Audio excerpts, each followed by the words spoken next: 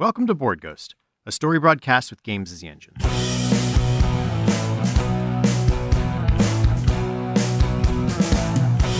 If living is a highway, then heaven is a bus stop. Been waiting for a minute there, but has it been forever? We believe you're out there, hungry for stories for shared experiences. We can't see you, can't hear you, yet we will play for you. This night's offering is a continuation of our game of Fiasco, using the Blood and Glory playset, a fan-made playset about wrestling. To learn how we generate stories playing the game of Fiasco, go check out our Fiasco primer. Also, if you want to see a video of it, you can access that as a certain patron level on our Patreon page at patreon.com/boardghost. Previously on, we have pretty big grid of wrestling awesome people. Ken's character, Leo the Yeti Faccetti, is rivals with Dee's character. One has stolen a gimmick from the other. They also share a need to get to the top by any means, no matter how bloody or illegal. Dee's character, the Candyman, Steve St. Sands, is the drug dealer and junkie. He's the drug dealer to my junkie. The Red Beret is my character, Beater Nick Flowers. We share a need to raise hell during a public charity event. Ken's character and myself, the Red Beret and Yeti Faccetti, share an in the ring, biggest heel and biggest face in the promotion, and an object, ring setup, the no disqualification retirement match. And since the last game, we've added a tilt, mayhem, misdirected passion, and tragedy, pain followed by confusion.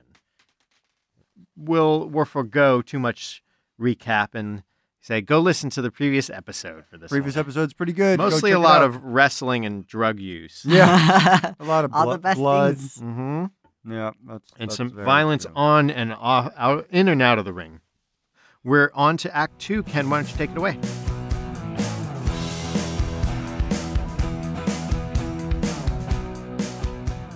The last we left my character, I had been beaten to the ground.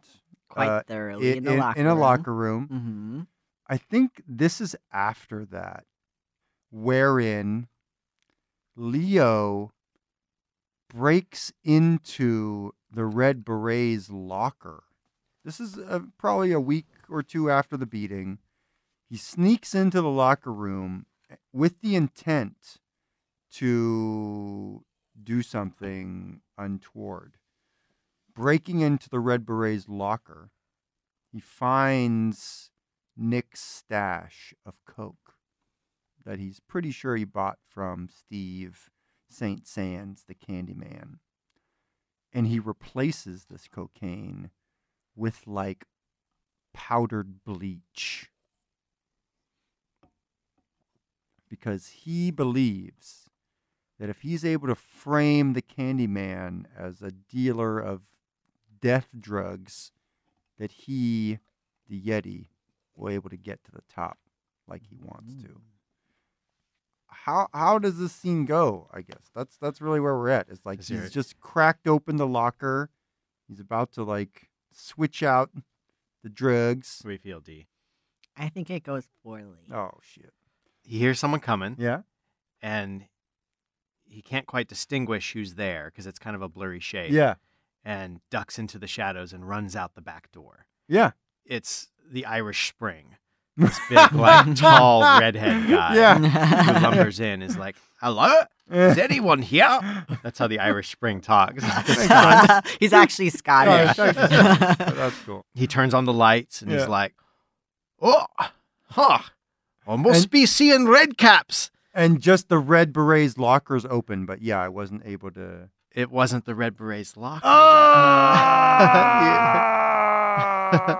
Awesome. That's perfect. Whose locker is it, though? Who knows? Does that work? I love it. Yeah, that's really good. So I switch out someone else's drugs that I don't even know. That's perfect. Yeah, I love it. I love it. Yes, that's what happens. The Red Beret he's been dropping a lot of balls in the ring. And he's brought to the commissioner's office. And they sit him down. and he's pretty strung out. Like, he's sweating, he's twitching, he's bloodshot. It's like he's kind of like sniffling back a bloody nose from where he like blew out all the cartilage in his nose pretty recently.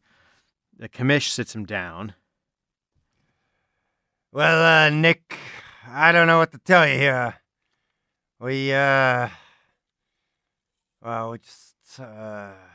That's hard to say, but, your performance has really taken a nosedive over the past few weeks, and, I don't know. We might need to let you go. Oh, no, man. Listen. I can get my shit together. I can do that. You know that. Yeah, kid, you're a hell of a competitor, and we love you here. Only want the best for you, but you're acting like a teenager, son, and we can't have that here. Look, just give me a week. I'll hit I'll do good this coming weekend, and I'll show you. I'll get myself straight before the next Sunday grudge match. Yeah, I don't know.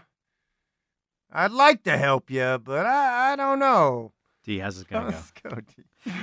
I think it's gonna go well. Okay. Right. But in an unexpected way. Okay. Look, maybe I do need help, man. Would I can't not wrestle.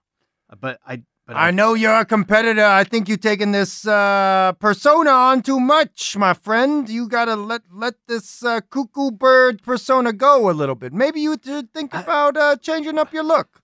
What about rehab, man?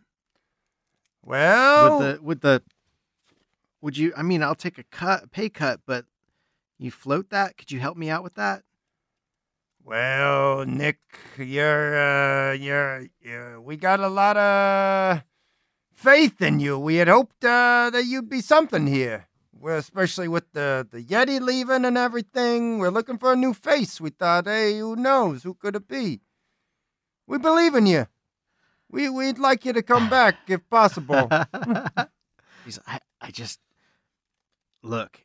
I'm thinking about it. I just need a break. I really want to keep wrestling, and I can keep doing. Just don't can me. Help me. All right. Here's the thing. We need you to do one more match this weekend, and then we can set you up with a little trip to that Betty Ford there. I don't know if I can make it, man. And that's when he like lifts like a drawer or whatever, like a little like cigar case full of blow or whatever. Yeah. And he's like, make sure you got enough stuff, right? Yeah, make sure you're taken care of. Don't worry. After this weekend, we'll get you in. He just hangs his head in his hand and sweats. Yeah, take some of this. This will take the edge off. He starts right off the desk of the commish. All right, Candyman. The Candyman is trying to keep the claws in Nick. Mm-hmm. And Nick like kind of wants out of the game. Right. Yeah, he's trying to get out. He's trying to get rehab. Trying to get clean a little bit. So maybe that's it, is that Candyman has heard that the Red Beret is going to go into rehab. Uh-huh. Well, do you want us to set up a scene? Basically. Sure. Okay. So here's a scene that I'll throw out there. You're like, Nick needs to see this is like his world. So I'm going to throw a huge drug-filled party with like lady wrestlers and like cage animals, and like we're just going to like throw a bunch of money at this thing and have like a blowout and show him that like he can't get out of this thing. Like that this is his world. Right. And even the Yeti sneaks in. Like, it's a whole huge blowout. This is going to be the like huge wrestler party. Big old party before the big charity match which is coming up.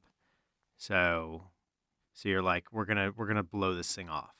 Yeah, so the Candyman, he's a little older. He's had some time to make some money, so he's got a really nice bachelor pad, and he sets up this big wild party. There's strippers, there's lady wrestlers, there's Male strippers. there's every kind of stripper you could imagine. They've got it. He manages to get Nick to come by. Nick's not feeling it too much, but Steve kind of puts his arm around him and leads him into the crowd of laughing, drugging, music, and he says, "Nick, man, don't you just love this? I know you do. We need you, man. You gotta stay in. You can't retire. You can't go off to rehab. That place, when you come out, you won't be the same, man. You won't be the same wrestler. You won't have the same vibe. Don't you want this?" I thought I knew what I wanted. Like when I was talking to Leo, he was talking me up. He wanted to be like the face again, like kind of take over from him. And I wasn't there. But with him gone, there's like something's missing, you know? Well, maybe that's what it is, man. Like you have the potential. You would be a great face. Yeah, but I got to get my head right. That's what I think. Like Leo had it on straight, man. I got to get my head right, and I got to like shift my persona, shift my ambitions. Like, don't listen to that guy. All his advice, he's a thief, man. He just takes what from other people. He takes the brilliance. He took my shit. You can't trust that guy, man. Me and you, we go way back. Yeah, I mean, you're a good dude. It's just, I don't know if all this fun is like worth it, you know? There's a lot going on here too, man. This is a party. Oh yeah, it's a party. Look right here what I got, man. He reaches out. There's like a bare-breasted young woman with a silver platter of the nose candy. The nose candy. They don't call me the Candyman for nothing. Come on, Nick. Perk up. Let's do a little of this blow. You'll feel like your old self again. He pulls out, the silver spoon. How does this go for your character? Maybe now. This might be a good time. Maybe now is the time for the decision. I'm gonna say bad. Okay. Yeah. So it goes poorly for you. Poorly for Steve. Yeah. The Candyman. Nick like reluctantly does some blow, gets pretty sick. Like everyone's overindulging this night. Leo actually like finds him, holds his hair back or whatever, and then like gets him home. Yeah. Right. Yeah, definitely. And is like cursing Steve's name the entire time. Right. Like, this fucking guy, you have to stay away from him. Right. Like Leo's like, I'm Like, going to keep you away from him. you have a future in front of you. You're going to be the face of this promotion. Like, I've been grooming you. We've had a good thing going. Like, you need to take my place. Now's your time.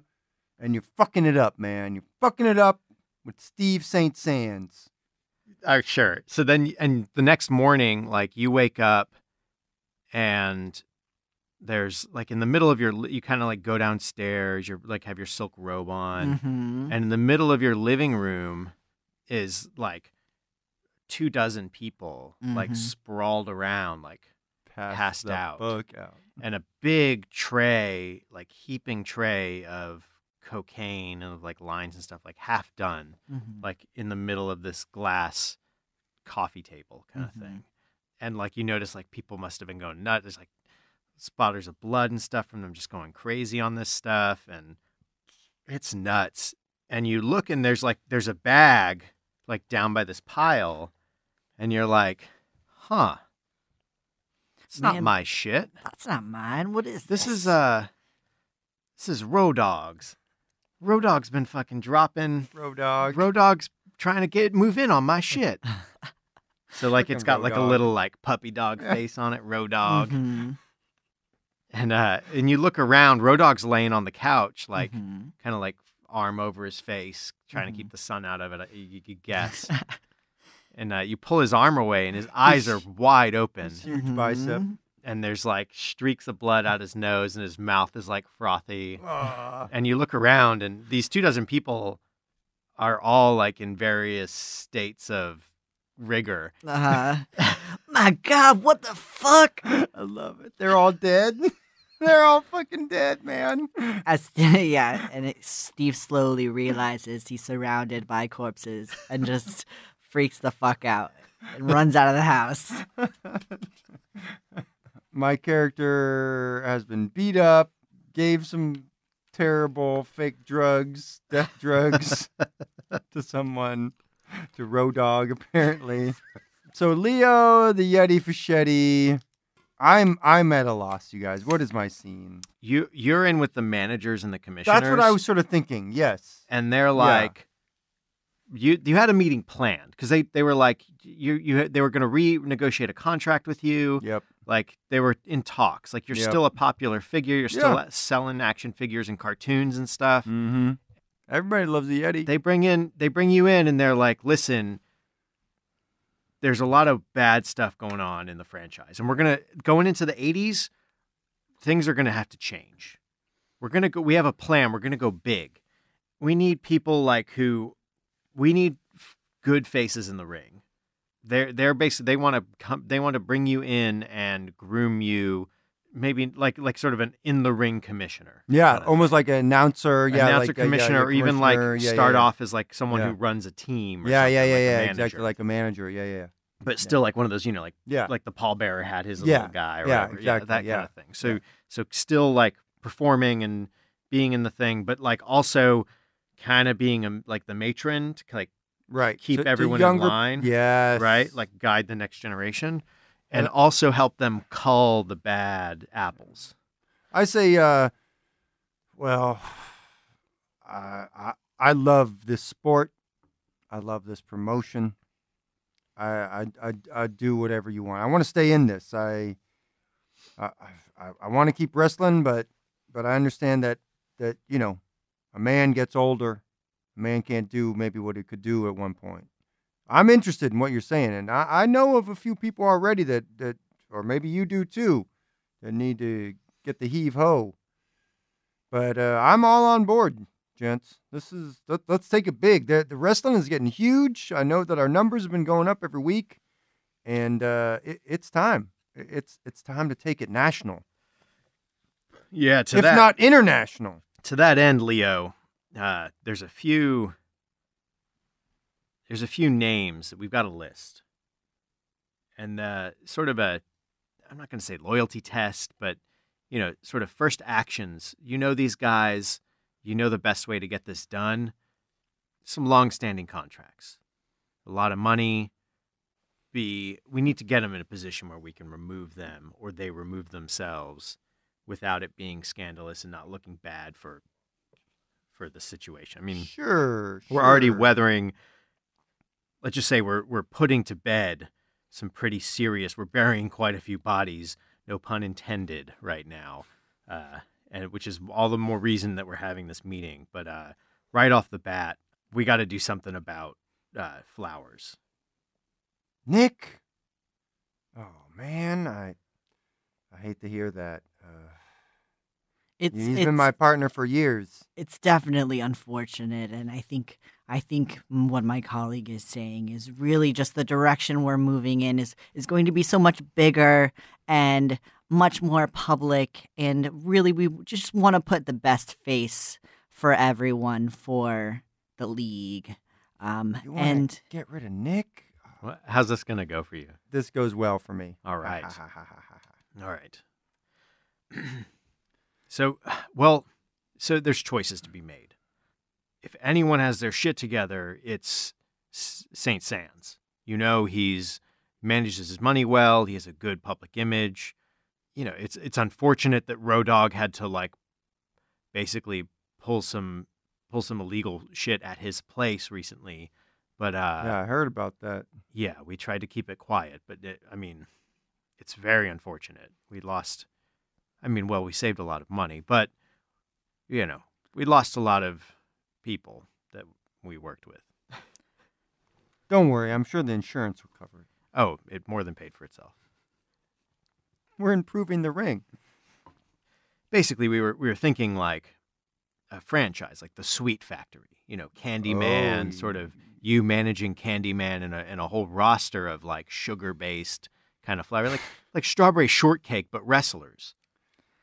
I get where you're going, and I see it. But if you really are behind Nick this much, and you think you can keep a handle on him, we could talk about a different franchise.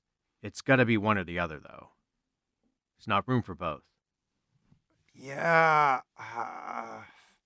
We know this is a big decision for you. You definitely have a history with both of No. these I think you're right on the money here. The Candyman and the sugar wrestlers. We could get sponsors, maybe from the Sugar Daddies. Almond Joy or Mounds. There's a lot of money in this. exactly. That's exactly what we're thinking. I think we're on the same page here. But honestly, with this meeting, it's clear that you know what you're doing. We leave this decision in your hands. And scene. This is Nick's, what he believes to be his last event before rehab, before something else. They're at a charity event. They've set it up. Right. It's from Baptist to Baptist. Yes. It's a coming together of two disparate wings of the Judeo-Christian tradition. Baptists under one, and Baptists, Papists. I love it. It's the Pope and all his cardinals in there behind like heavy glass. They've cleared out the pews of this chapel, St. Patrick's Cathedral. They just clear out the pews and set up a ring in the middle there. A bunch of Baptists are there, some Methodists, and this is capping, this is launching what is supposed to be a week of spiritually and inspired wrestling. Well, also like sort of like a coming together of these like theists or these people to discuss their religion and find common ground, and this is the opening entertainment, the charity event. Nick is supercharged. He is on some primo stuff.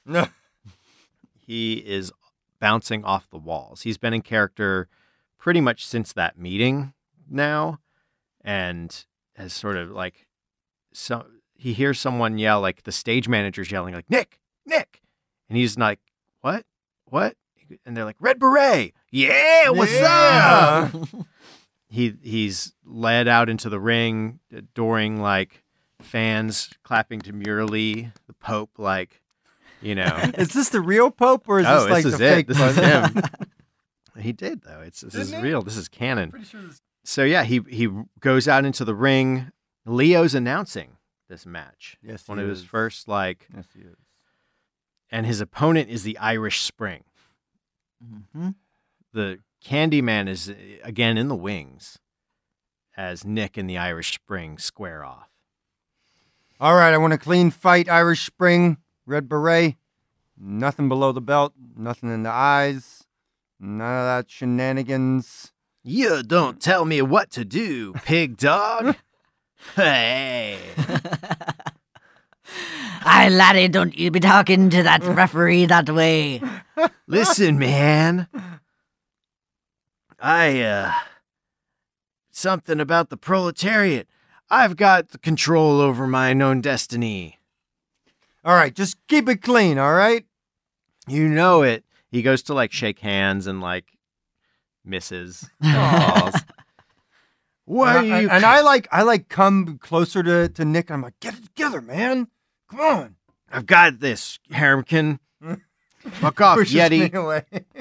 Let's do this thing.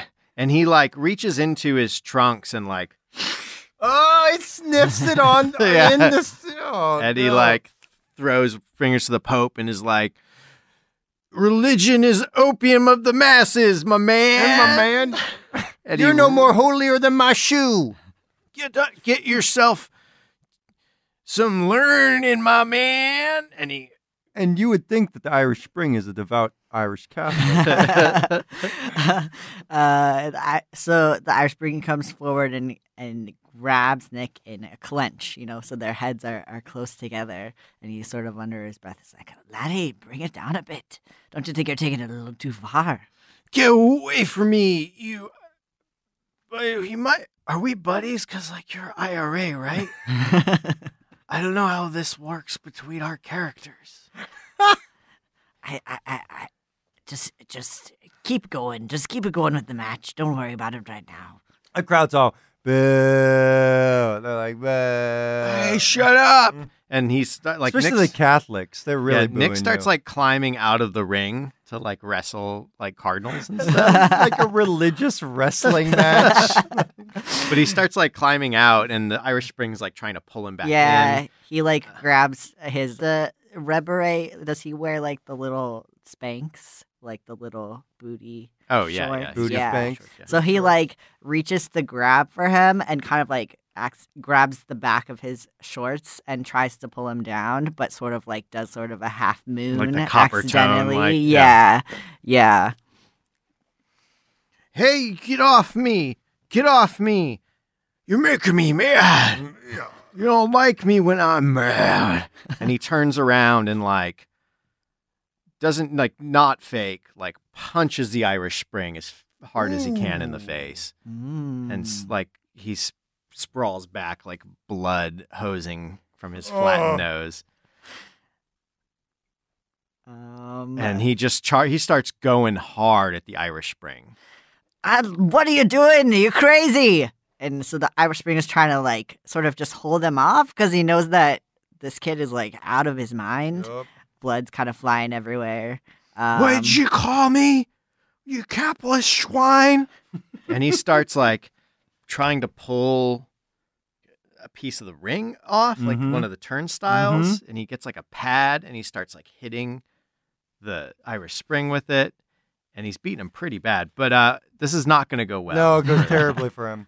Mayhem. I mean, the referee jumps in. Leo's trying to throw himself in between the Red Beret, but the Red Beret is just like jacked up on drugs. Oh, yeah. Like, and he just keeps going after the Irish Spring, punching him. Finally, he hoists him over his head, and the Irish Spring's like kind of like in and out at this point. Like he's been like sucker punched and like cold cocked, concussed possibly, and he hurls him at the Pope's glass like enclosure box, and you just hear like a as the Irish Spring like sails through the air. God save me! All these eyes just watching, and then crack as the Irish Spring's like head contacts in his neck, like snaps right like face right in front of the popa, and his body like slides down.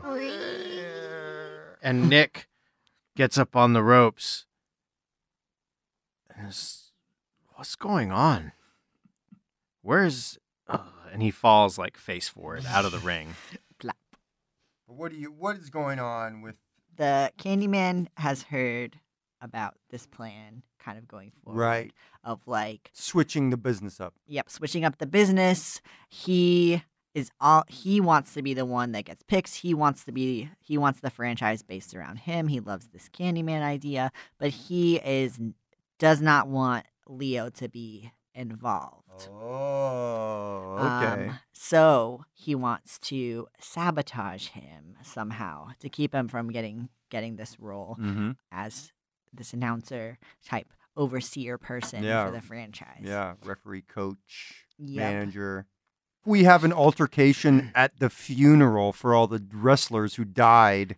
That sounds good. Yeah? Yeah. Yeah? The eulogy for the Irish Spring. Yeah. The Yeah, Irish because he wake. died. Yeah, Irish wake, Mhm. exactly, yeah. All right, Yeah. so we're at a funeral for the Irish wake. Yes. Or the Irish Spring. The Irish Excuse me. Spring. Yeah, and so because the franchise has done such a good job of covering up kind of like, again, all of the corpses, many of whom were wrestlers from that fateful night at his apartment, at his condo.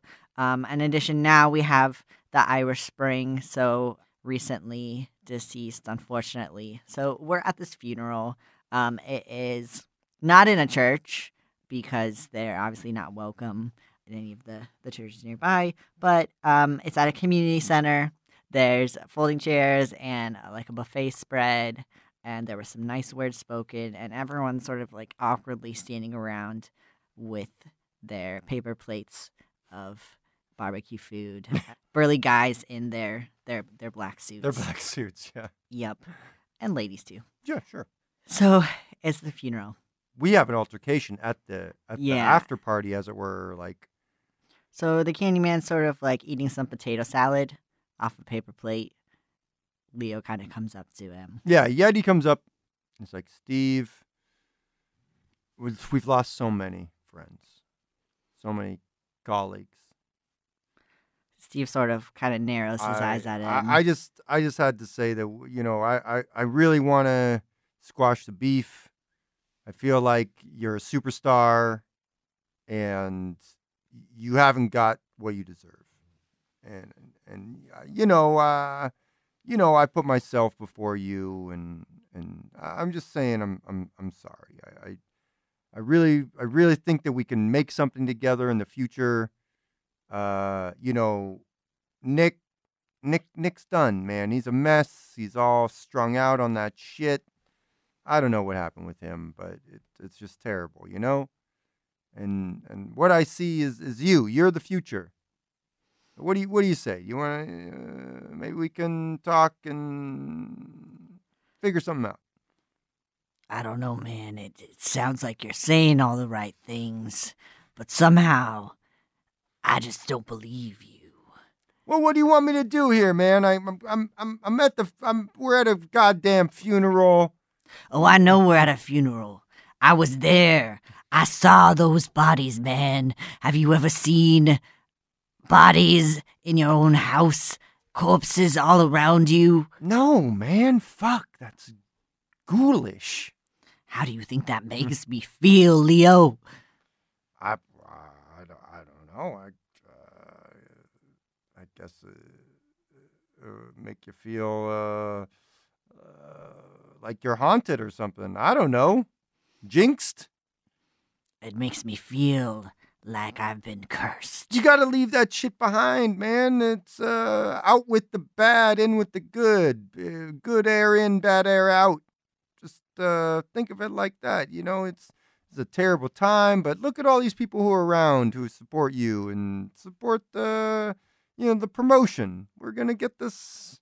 We're gonna go big. We're gonna go so big. There's so much more for us. And I need you. I need you to be part of this. I don't know, man. I see myself when I think I see myself in that franchise. I see myself in the ring, but I don't see you there. You know, I'll be ring adjacent. You know, I got what I needed. I went out on top. I've got the belt, which he then sort of shows. He's got it on. Yeah, of course. He walks around. With his like funeral gear. Yeah, and it's like funeral like tuxedo or whatever. Yeah, of course he still wears the belt. He still got it around. Yeah, of course. And this could be yours. I could be handing this to you. How's this gonna go? It goes so bad. It goes so terribly. It goes terrible. Steve is going to say, All right, Leo. All right. I know we've had our differences in the past. I know we went through some shit. But what do you say we get a drink together? That's all I'm asking for, Steve. You know you always have a special place in my heart. Well, I've got a little flask of whiskey right here. How about you take a slug with me? Anything you say, brother. Pass it on over. Here's to the Candyman and the Sugar Daddies. All right. Let's take a sip. And just then, the Irish Springs wife. She is a tall, red-haired woman, very stout and fierce, and she sees Leo with the flask, chugging it down. And she comes over and says, "How dare you!" She looks Irish, but she's not. She's actually Southern. She's Southern. From Georgia. This is a dry funeral. My husband God rest his soul, he was sober for 40 years. How dare you, sir? How dare you? And she slaps Leo across the face. He's like sipping and not really paying attention, and he gets slapped in the face, and it's just like muscle memory that he just hits back. Right. So he punches this Irish woman. The widow in the face. In the widow in the face. And the rest of the Irish Springs, Irish Georgian by way of Southern by way of Ireland relatives see this, and they go apeshit. They just come over and grab Leo, start pummeling him. The other wrestlers see this happening. They have to stick up for him. It becomes this huge brawl of wrestlers. General melee. And a melee, yes. Someone calls the police. The police come and start rounding everyone up. Of course, the Candyman is packing his candy. Drugs. Lots of candy. And he gets in big trouble. All right, so now we're going to go to our aftermath. Everyone's going to roll their dice together. Positive 11 is my aftermath, which means not too shabby. You made it out with dignity intact through some fluke. There might even be a little profit or self-respect or something. Time to throw a little party for all your friends. Okay, so I have a black 3 harsh, shit in a bag harsh, a lifetime of medication harsh. A big cloud of hurt is going to rain all over you. The things you need to happen are not going to. Simple as that. My aftermath is dreadful. You are certainly dead, probably from a self-inflicted wound. People you care about are also probably dead, maybe through your own stupid, ugly failure. To say that you fucked up is an insult to fucked upness. You have redefined the term. Montage time. For my first scene, I think that we see Leo fighting off this gaggle of Georgian Irish Americans at this wake, and him sort of fleeing from the funeral house and getting into a limousine that's waiting for him that drives him away. We hear like Lost Stone, like the Russian theme song, and you hear like Russian anthem. Red Beret, pyrotechnics, and out like silhouetted, stepping out of the shadows, is the Red Beret, like a full, like his like soul patch is now a full like Lenin deal. His hair's like Karl Marx, and he's just like his beret's all sparkly and sequined. And they're like, Nick Flowers, Nick Flowers is the Red Beret. Hey. And you hear this like, Rick Flowers, Beret. And he wakes up and he's like, hey, Flowers. There's a guard rattling a cage with a billy club saying, hey, get up. Come on. Dang, dang, dang. Come on, Flowers, get up, man. Time to get hosed off. Oh. And he wakes up in his cell. In his cell. I think this is a flashback. We see 2 young men. They've got on flashy, holographic, orange bikini bottoms, spandex things, whatever those are called. So they've got their boots on, but they're just bare-chested. They are holding hands, arms thrust in the air, as at their feet lie 2 broken, defeated monsters. Basically, one is dressed as a mummy, one is sort of like a Frankenstein, and the announcer says, and winning this match, defeating the undead duo, is the Candy Twins, the Hairsome Twosome. And the crowd goes wild. Whoa, yeah, woo.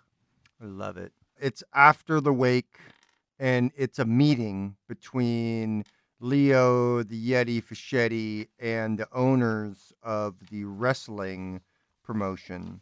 And it's a bad meeting. They're yelling at each other, heated exchange, and they basically they get so angry with each other that they realize that they don't want to work with each other. And it's not worth it.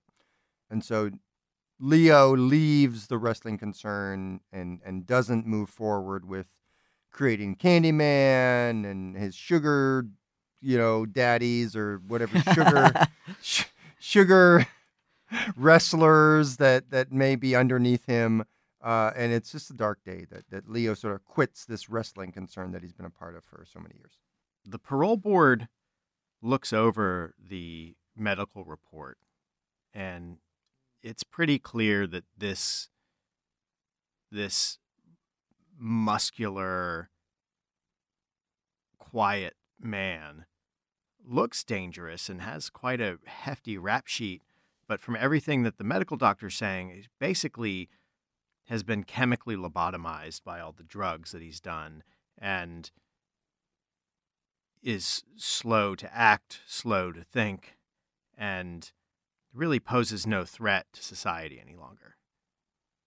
And they say this, and there's a long-winded explanation, and it's not until the next day when he's led out the gates, out the fence of the prison, and steps into the empty parking lot where no one's waiting for him, that Nick Flowers, formerly the Red Beret, realizes that he's not in prison anymore.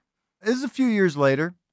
Leo Faccetti, referred to as the Yeti by the hardcore, he started a small wrestling concern, a promotion, a local sort of regional, with basically just a few rings in different places, and a few amateur wrestlers. But it's going good, and people love it, and there's real enthusiasm. It's authentic, and people really like it because it's like old school wrestling. It's not like this new school where it's all about stunts and crazy acrobatics. It's about blood, and it's about muscle, and it's about heart. And that's how he builds himself as he starts to run an awesome wrestling concern in New Jersey. We see Steve. He's got his orange jumpsuit on. He's in the prison yard, just kind of minding his own business. And a big, burly, bald man comes up to him and says, "Hey, I heard you're the Candyman." Steve's like, no, that ain't me, man. And the other guy is like, no, I heard you like giving candy to little kids. And Steve can't get away from this No. He's sitting at a booth, and they're glossy pictures of him, and he's like slowly trying to sign his name on this picture. Oh. And he looks up as two like girls who are half cat walk past him. And he blinks, and there's a guy who walks the other direction who looks like Superman. And his handler snaps and says, Hey, keep signing posters. Come on. We got to come on. And just another hour. The two girls who had walked past in like the cat cosplay go, "Ew, that old man smells." And the handlers look at each other, and there's a big poster over this booth that says, the Red Beret signing and photo. And they're like, "God, we have to change his diaper again. What the fuck?" We see the outside of a school auditorium, looks like a public school. And we go in, and across the stage, there's a big banner. It says, "Dare." And then on the stage is a kind of a tall but skinny, sort of decrepit-looking guy. He's got like super balded, suit too big, and he's talking to the kids. Back in the day, they called me the Candyman, but I can tell you, they may say that drugs are sweet, but they're real bad for you. Just look at me. Say no. Just say no, kids. Say no to all those drugs. They're real bad. And later we see him walking out of the auditorium, going to his little brown car, and a couple of teenagers are like yelling at him, throwing some rocks. Aww. It's just real sad. Suck on this, Candyman. Yeah.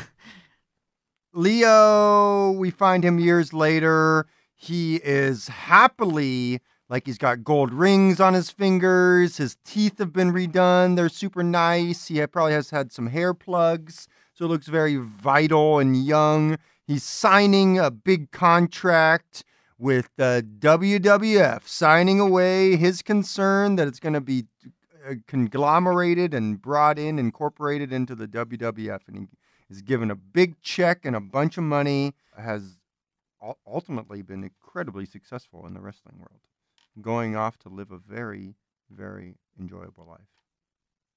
And that's it for Leo. The TV shows two spry wrestlers squaring off in the ring, and they pounce on each other and flip each other. The announcer's like, "He's got him down. That's another one. Another, take that for America. Take that, you Arab oil baron." An orderly comes and changes the television to like a PBS, like painting documentary. Bob Ross. We pull out into this convalescent home, just people sitting in chairs. Some are like doing puzzles, and you see a folded into himself man with eyes glazed over, just staring out the window at the flowers. Aww. And he whispers to himself, "I'll bring you back to nature." All right, so we see an older, sort of 60-something man in a crumpled brown suit. He's sort of hobbling along the sidewalk. He's got a bottle in a brown bag. He just is sort of sad and decrepit.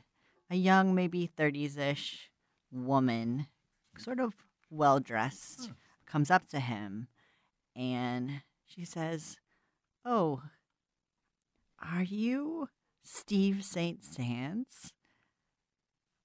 And the guy kind of looks up from his brown bottle and says, "Some used to call me that." And she says, "Well, the daughter of Road Dogg sends her regrets." And she stabs him. Yes! Yes! And he crumples to the ground. And she wipes off the blade very gingerly, gives it a little scrub, and drops it on his corpse and walks away.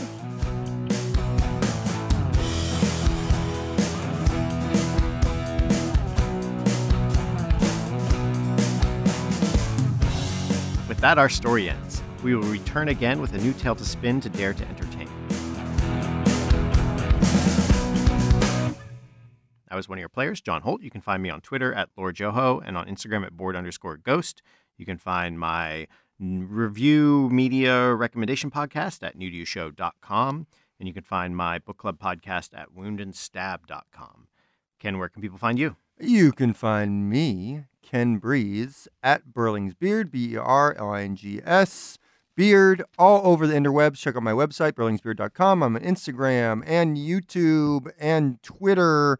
I also do a D&D stream on Twitch. And I'm also a concierge DM in the New York City area. Hire me to run your games at burlingsbeard.com. And I'm D. Gailey. You can find me on Twitter at MixNerd, MXNURD. So come say hi. Go listen to all of the episodes of Board Gas that I've ever been on. All right. Thanks for joining us, D. To learn more about the players and the engine in our story, visit boardghost.com. You can help collaborate in making the show by going to our Patreon and seeing if you can give us a financial collaboration at patreon.com/boardghost. If you aren't in a position to do that, the other thing you can do that really helps the show is put the word out there. Tweet about us, share it on social media, force somebody to listen on a road trip. Anything and everything to get the word out would be fantastic. You can attempt to pierce the veil and contact us at Board Ghost World on Twitter. Shout out through the ether. We have desires we can fulfill. Please leave reviews and comments on iTunes, your preferred listening portal, and take a moment to subscribe so you don't miss out on the latest episodes. We'd like to thank Pat Couples for our theme song and interlude music. You can find more about Pat at patcouples.tumblr.com or on his band's website, hotelsandhighways.com. If you're not alone in the void, share our stories. The more they are consumed, the truer they become.